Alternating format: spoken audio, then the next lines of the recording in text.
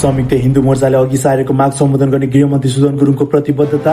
सरकार र हिन्दू सम्राट सेना नेपाल बीच 19 बुँदे सहमतिसँगै संगठनद्वारा अघि सारिएको आन्दोलनका कार्यक्रम स्थगित। मुलुकमा शान्ति सद्भाव र समृद्धिको कामना सहित गृहमन्त्री सुदन गुरुङले जानकी मन्दिरमा गर्नुभयो पूजा अर्चना। सप्तरीको राजविराज र बोधे वर्षाई नगरपालिकाका क्षेत्रमा लगाइएको अनिश्चितकालीन कर्फ्यू जिल्ला प्रशासन कार्यालयले हटायो। जनजीवन सामान्य बन्दै। सिराहाको गोलबजारमा पनि खुकुलो बनाइयो कर्फ्यू।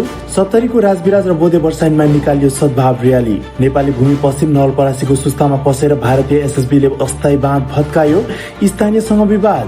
कीर्तिमानी पर्वतारोही निर्मल पूर्जा निम्सदाई सहित आरोही टोलीका सदस्यहरूको शोकमा म्याग्दीको अन्नपूर्ण गाउँपालिकाद्वारा भोलि सोमबार शोक विदाको घोषणा। निर्मल पूर्जासँगको तस्बिर राख्दै भारतीय अभिनेत्री सोनम कपुरले लेख्नुभयो, प्रिय निम्सदाई हार्दिक श्रद्धाञ्जली। भारतबाट बढेर आयो पेट्रोलियम पदार्थको मूल्य। निगमका अनुसार यसपटक मूल्यमा उल्लेख्य परिवर्तन भएकाले सञ्चालक समितिको निर्णयपछि मात्रै नयाँ मूल्य लागू गरिने। लघु वित्त तथा वित्तीय शोषण विरुद्ध किसान मजदुर आन्दोलनले आज फेरि काठमाडौँको माइती घर मण्डलामा गर्यो प्रदर्शन। संघीय संसद भवन निर्माणको म्याद फेरि 7औं पटक थपिँदै 2079 असारमा नै सम्पन्न हुनुपर्ने संसद भवनको भौतिक प्रगति हालसम्म 95% पुग्यो। कांग्रेसका दुई पक्ष मिलाउन युवा नेताहरूले नयाँ अभियान सुरु गर्दै सभापति गगन थापा र संस्थापन इतरलाई एकजुट बनाउने उद्देश्यले सुरु भएको अभियानको नाम देश र कांग्रेस जोड्ने दिइयो। अर्थ सम्बन्धी केही नेपाल ऐनलाई संशोधन र खारेज गर्ने विधेयकमा 6 जना सांसदले 15 वटा संशोधन प्रस्ताव दर्ता गराए। प्रतिनिधि सभाद्वारा दफावार छलफलका लागि विधेयकलाई सम्बन्धित संसदीय समितिमा पठाउने निर्णय। सामाजिक सञ्जालमा राखिएको चलचित्रको भाग तत्काल हटाउन चलचित्र विकास बोर्डको आग्रह।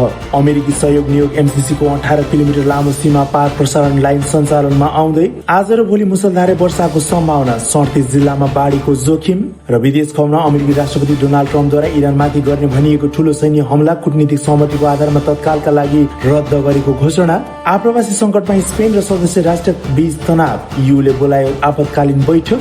र खेल प्रसङ्गमा भारतीय बलर बुमराह श्रीलङ्कासँगको टेस्ट श्रृङ्खलाबाट बाहिरिए।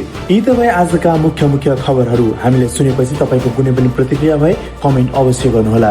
साथै थप न्यूज अपडेटको लागि हाम्रो च्यानललाई सब्स्क्राइब, फलो तथा लाइक गर्न नबिर्सिनुहोला। हवस् त आजलाई बिदा दिनुहोस्। तपाईको समय शुभ रहोस्।